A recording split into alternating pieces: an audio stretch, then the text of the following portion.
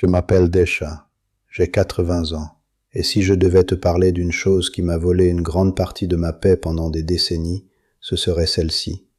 Mon esprit créait des problèmes qui n'existaient pas encore, parfois même qui n'existaient pas du tout. Et le pire, c'est que je le croyais. Je croyais ces scénarios, je croyais ces peurs, je croyais ces interprétations, je croyais ces avertissements, je croyais tout ce qu'il me montrait quand il était agité. Si une pensée me disait qu'un danger approchait, mon corps réagissait comme si ce danger était déjà là. Si mon esprit imaginait un rejet, je souffrais avant même que quelqu'un me rejette. Si mon esprit prenait un petit problème et le transformait en catastrophe, je vivais cette catastrophe à l'intérieur bien avant qu'elle ne se produise. Et très souvent, elle ne se produisait jamais. Pourtant, j'avais déjà payé le prix.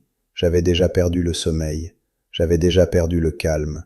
J'avais déjà vécu dans la tension. Je n'ai pas grandi en apprenant à observer mon esprit.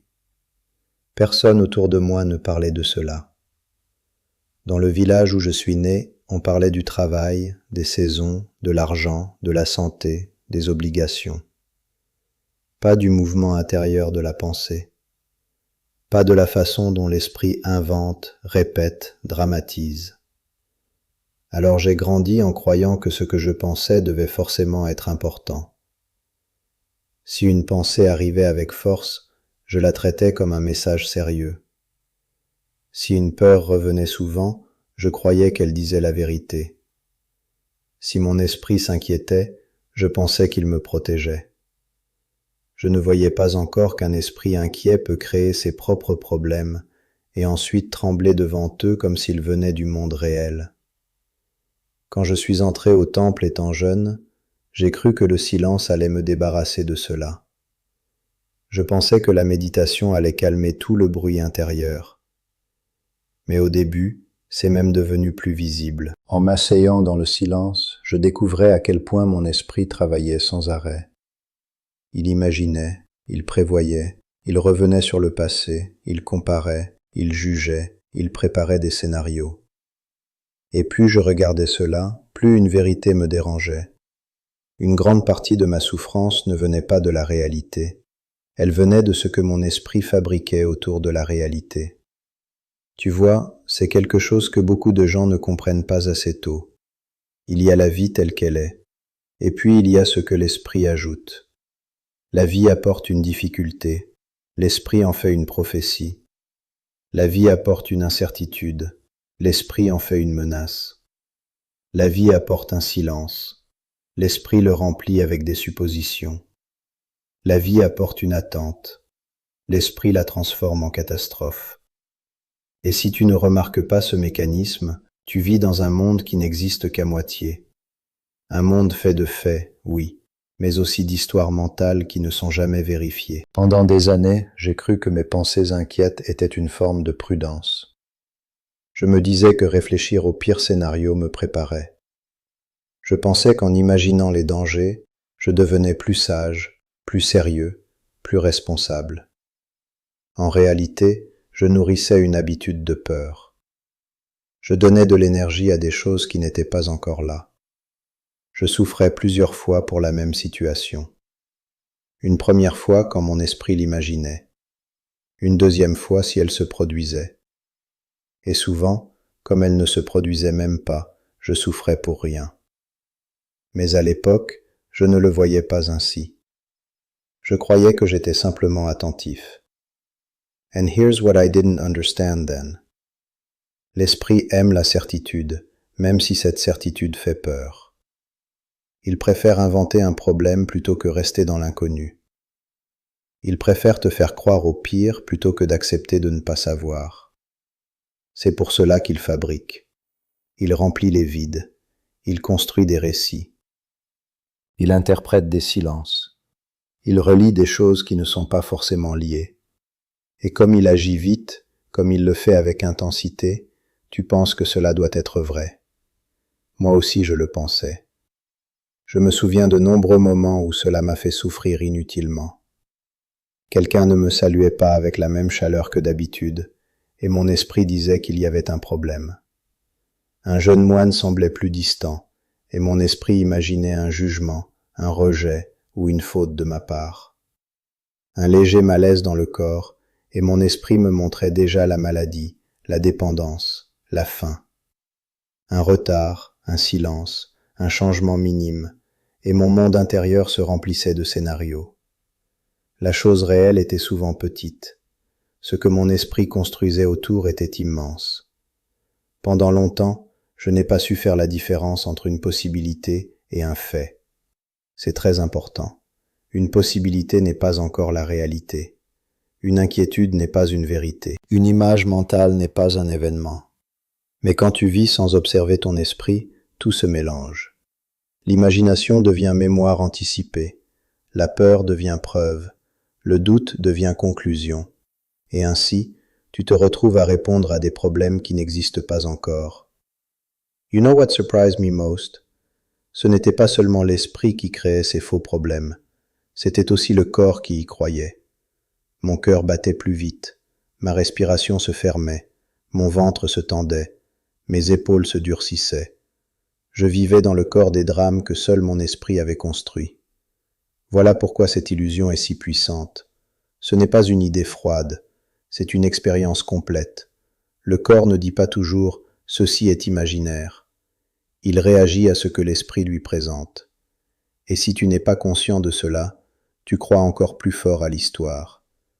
Il m'a fallu des années pour comprendre qu'avoir une pensée n'oblige pas à lui obéir. Cela paraît simple, mais pour moi ce fut une révolution. J'avais vécu comme si chaque pensée d'inquiétude méritait une réponse immédiate. Si l'esprit disait « attention », je me mettais en alerte. Si l'esprit disait « cela va mal finir », je commençais déjà à souffrir. Je n'avais jamais appris à lui dire intérieurement « peut-être, mais ce n'est pas encore réel ». Je n'avais jamais appris à laisser une pensée passer sans l'installer au centre de ma vie. Ce changement a commencé un soir très ordinaire. J'étais assis seul après la prière du soir. Mon esprit tournait autour d'une situation simple, mais il en faisait quelque chose de lourd. J'observais cette agitation, et soudain j'ai vu clairement que tout le poids que je ressentais ne venait pas seulement de la situation. Il venait surtout de tout ce que mon esprit ajoutait. Il fabriquait des problèmes futurs. Il interprétait des intentions. Il cherchait du danger là où il n'y avait peut-être qu'incertitude. Et pour la première fois, au lieu de suivre ce mouvement, je l'ai regardé. Simplement regardé. Laisse-moi expliquer pourquoi cela a tant compté. Quand tu regardes l'esprit sans immédiatement le suivre, tu commences à voir sa mécanique. Tu vois comment une petite pensée appelle une autre pensée, comment un doute devient un scénario, comment une émotion inconfortable cherche une histoire pour se justifier, comment l'esprit passe de peut-être à forcément en quelques secondes. Et une fois que tu vois cela, quelque chose se dessert. Tu n'es plus entièrement prisonnier. Ce que la plupart des gens ne réalisent pas, c'est que beaucoup de leur souffrance quotidienne vient de problèmes mentaux qui ne sont jamais devenus des réalités concrètes. Ils perdent le sommeil à cause d'un futur inventé. Ils se sentent rejetés à cause d'une interprétation. Ils vivent dans la honte à cause d'un jugement intérieur qu'aucun fait ne confirme. Ils portent de la peur comme si elle était de la sagesse. Moi aussi j'ai fait cela, pendant très longtemps. Petit à petit, j'ai appris à poser une question simple, quand mon esprit commençait à construire. Est-ce vrai maintenant, ou est-ce seulement une histoire? Cette question m'a aidé plus que bien des longues réflexions, parce qu'elle coupe le fil avant qu'il ne devienne un filet. Elle me ramène au présent. Elle me force à distinguer entre ce qui est là et ce qui est imaginé, entre ce que je sais et ce que j'anticipe, entre la réalité et la fiction intérieure. Et cela a changé beaucoup de choses. Cela a changé ma manière de vivre la vieillesse, car avec l'âge, l'esprit aime créer encore plus de problèmes. Il parle du corps, il parle du temps, il parle de la solitude, il parle de la mort. Il prend une petite douleur et invente une longue histoire. Il prend une absence et fabrique l'abandon.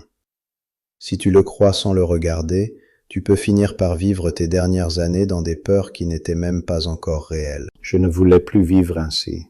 Alors j'ai commencé à revenir encore et encore à ce qui était véritablement là, une respiration. Une douleur réelle, oui, mais pas la tragédie imaginaire. Un moment de solitude, oui, mais pas tout l'avenir catastrophique. Un silence, oui, mais pas forcément un rejet. Cela a aussi changé ma relation avec les autres. Avant, je réagissais souvent à ce que j'imaginais chez eux, plus qu'à ce qu'ils faisaient réellement. Maintenant, j'essaie de voir plus simplement, d'écouter ce qui est dit, pas seulement ce que mon esprit interprète, d'attendre un peu avant de conclure, d'accepter que je ne sais pas toujours. Cette humilité apporte beaucoup de paix, parce que l'esprit souffre énormément de ce qu'il croit savoir trop vite. À 80 ans, je peux te dire cela avec une grande simplicité. Ton esprit crée des problèmes qui n'existent pas. Pas toujours, bien sûr. Il sait aussi voir juste. Mais très souvent, surtout quand il a peur, il ajoute, il amplifie, il invente. Et si tu n'apprends pas à voir cela, tu vas continuer à payer pour des catastrophes qui n'arrivent pas, pour des rejets qui ne sont peut-être pas là, pour des jugements qui vivent surtout en toi. La liberté ne vient pas quand l'esprit se tait complètement.